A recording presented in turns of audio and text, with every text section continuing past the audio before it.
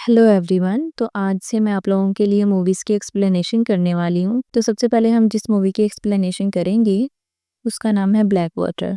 इस मूवी पर मैंने बहुत सारे शॉर्ट्स भी अपलोड किए थे जो कि आप लोगों ने काफ़ी ज़्यादा पसंद किए हैं। तो आई होप सो कि आपको ये एक्सप्लेनेशन भी अच्छी लगेगी। तो मूवी स्टार्ट करते हैं। मूवी के स्टार्ट में हम एक लड़की ग्रेस, उसके हस्बैंड एडम और उसकी छोटी बहन ली को देखते हैं। अपनी मदर से मिलने के बाद वो लोग एक क्रोकोडाइल शो देखने जाते हैं। वहाँ पर वो खूब इंजॉय करते हैं। इसके बाद वो एक मोटेल में आ जाते हैं जहाँ पर ग्रेस अपना प्रेगनेंसी टेस्ट करती है जो कि पॉजिटिव आ जाता है, लेकिन इसके बारे में वो किसी को भी नहीं बताती। तो अगले दिन वो लोग एक फिशिंग टूर के लिए निकलते हैं, लेकिन जब वो वहाँ पर पहुँचते हैं तो उन्हें पता चलता है कि जिस बोट पर वो जाने वाले थे वो पहले ही निकल चुकी है। तभी वहाँ पर एक और टूर गाइड मौजूद होता है जिसका नाम जिम था और वो उन्हें ऑफर देता है कि वो उन सबको टूर के लिए ले जाएगा। तो वो सब डिसाइड करते हैं कि अब इतनी दूर आ तो गए हैं तो टूर करके ही वापस जाएंगे। और जिम सेफ्टी के लिए अपने साथ एक गन भी रख लेता है और वो लोग टूर के लिए निकल पड़ते हैं। थोड़ा आगे जाने के बाद वो लोग फिशिंग के लिए रुकते हैं, लेकिन वहाँ पर उनको कोई भी मछली नहीं मिलती। तो जिम उनसे कहता है कि मैं तुम लोगों को थोड़ा और आगे लेकर जाता हूँ, और यूं ही वो लोग लेके काफी अंदर तक आ जाते हैं। तभी एडम फिशिंग करने लगता है और ली अपने कैमरा से तस्वीरें बना रही होती है, तो उसे अपने कैमरा में कुछ दिखाई देता है और उसी वक्त उनकी बोट से कुछ टकराता है और उनकी बोट उलट जाती है, जिसकी वजह से वो सब लोग पानी में गिर जाते हैं। पानी में गिरने के बाद एडम को फौरन से पता चल जाता है कि यहाँ पर कोई क्रोकोडाइल है, तो वो ग्रेस को दरख्त पर चढ़ा देता है और ली को ढूंढने लगता है, जबकि ली तो बोट के नीचे रस्सी में फंसी हुई थी। और तभी ग्रेस की नजर जिम की बॉडी पर पड़ती है जिसको क्रोकोडाइल ने मार दिया था, और तभी वही क्रोकोडाइल एडम की तरफ आता हुआ ग्रेस को नजर आता है। तो वो फौरन से एडम को आवाज देती है कि एडम वापस दरख्त पर आ जाओ क्योंकि वो क्रोकोडाइल तुम्हारी तरफ आ रहा है। तो एडम भी भागकर उसी दरख्त पर चढ़ जाता है।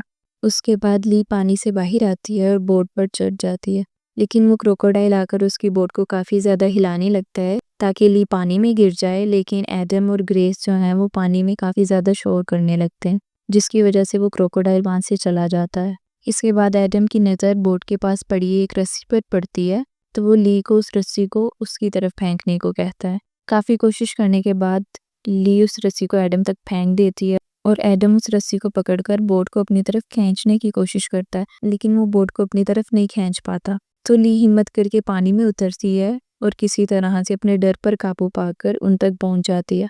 इसके बाद वो लोग डिसाइड करने लगते हैं कि अब इस जगह से कैसे निकलें। तो एडम उन्हें कहता है कि वो पानी में से होता हुआ बोट तक जाएगा और बोट को सीधा करेगा ताकि वो लोग उस बोट में बैठकर वहां से निकल सकें।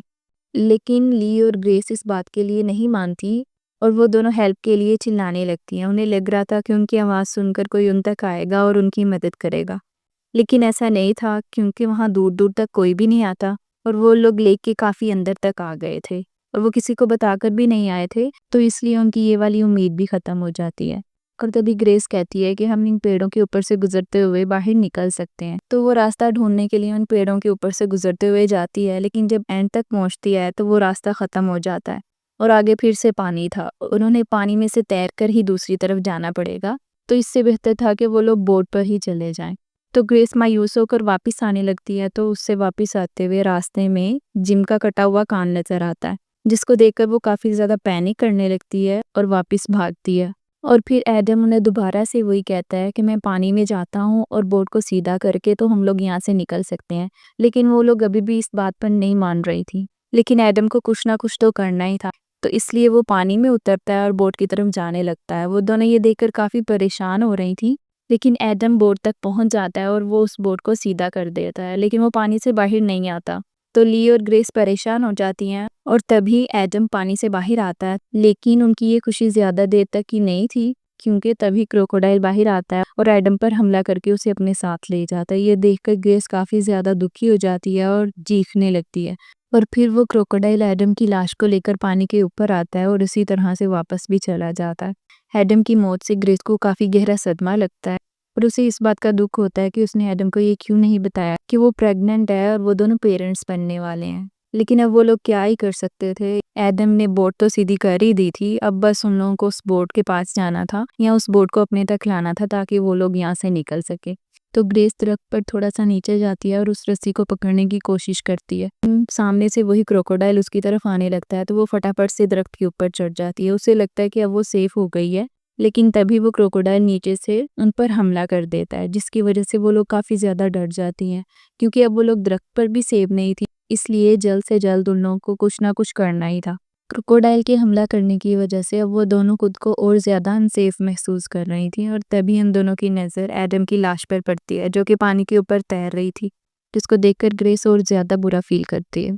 लेकिन वो लोग वहीं दरख्त पर बैठी रहती हैं और ऐसे ही रात हो जाती है, और रात को वो क्रोकोडाइल एडम की लाश को खा रहा होता है, जिसकी आवाज़ से ग्रेस को काफ़ी ज़्यादा तकलीफ़ हो रही होती है। और ऐसे ही ये रात गुजर जाती है और अगला दिन आता है। उन लोगों को अब अपनी जान बचाने के लिए कुछ तो करना ही था, इसलिए वो लोग पानी में जाने का फैसला करती हैं और वो दोनों आहिस्ता से पानी में उतरते हैं। थोड़ी दूर जाने के बाद वही क्रोकोडाइल उनके सामने आ जाता है, और वो ये देखकर काफ़ी ज़्यादा पैनिक करने लगती हैं और वापस भागती हैं। लेकिन वो क्रोकोडाइल ग्रेस को पकड़ लेता है और उसको पानी में ले जाता है। ली को लगता है कि अब उसकी बहन भी मर गई है, लेकिन ग्रेस किसी तरह से अपनी जान छुड़ाकर वापस पानी के बाहर आती है, और ली फटाफट से उसको लेकर दरख्त पर वापस चली जाती है। ली देखती है कि ग्रेस की थाई पर क्रोकोडाइल के काफ़ी बड़े दांतों के निशान थे, और उसकी थाई से काफ़ी ज़्यादा खून बह रहा था। उसके खून को रोकने के लिए वो अपनी शर्ट फाड़कर उसकी थाई पर बांध देती है, और तभी उनसे थोड़ी दूरी पर एक बोट गुजरती है, जिसको देखकर ली काफ़ी ज़्यादा हेल्प के लिए चिल्लाने लगती है। लेकिन उस बोट वाले को ली की आवाज़ सुनाई नहीं देती, इसलिए वो वहाँ से गुजर जाती है। ये देखकर वो काफ़ी ज़्यादा दुखी होती है। ऐसे ही ग्रेस की हालत काफ़ी ज़्यादा बिगड़ रही थी, और उसको अपनी बहन को बचाना था, तो इसके लिए वो फिर से पानी में जाने का फ़ैसला करती है। पानी में उतरती है और आहिस्ता-आहिस्ता से बोट की तरफ जाने लगती है। खुशकिस्मती से वो बोट तक पहुँच भी जाती है, लेकिन अभी वो बोट पर चढ़ती ही है, वहीं से क्रोकोडाइल आकर उस पर हमला कर देता है, और उसे कुछ भी याद नहीं रहता और वो बेहोश हो जाती है। जब उसकी आँख खुलती है तो वो देखती है कि एडम की लाश उसके पास पड़ी है, और उसकी एक उँगली भी टूट चुकी। वो फटाफट से अपनी उँगली को बांधती है, और ली किस्मत से ज़िंदा बच गई थी, लेकिन उसके पेट पर भी घाव के निशान होते हैं। और तभी उसे एडम की पॉकेट से एक गन मिलती है, और वो उस गन को चलाने की कोशिश करती है, लेकिन वो गन मिट्टी लगने की वजह से जाम हो गई थी, तो वो नहीं चलती। वो उसको किसी तरह से साफ़ करती है और दोबारा से उसे चलाने की कोशिश करती है, और लकीली इस दफ़ा गोली चल जाती है।